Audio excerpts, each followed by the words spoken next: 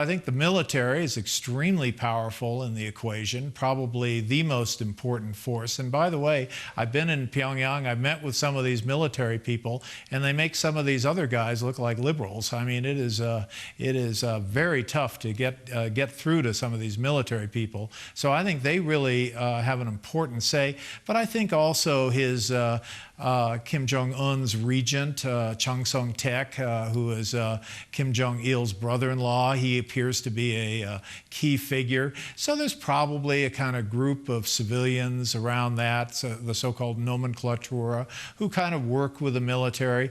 And I can't emphasize enough the fact that even though this has caused an international crisis, when you sit there in Pyongyang, you have no concept that there's a greater world out there. You're just talking about who got which Mercedes last week. I mean, it is a very insular crowd, and so decisions may be made for reasons that we have no idea why they're being made.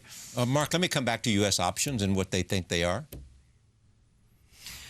Well, I think the U.S. at the moment is sticking to the strategy they've had now for 4 years, which goes under the name strategic patience.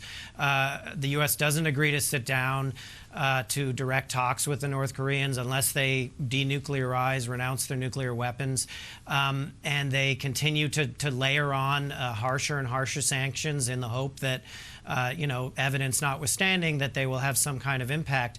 I mean, I think it's fair to say that for President Obama, North Korea was not and has not been top of mind as a foreign policy issue for most of his first term. He was consumed with the war in Afghanistan. The nuclear showdown with Iran is in some ways a higher level issue for the White House. So the president, I think, has been, practicing this strategy of just showing patience and trying to wait out the North Koreans to some extent.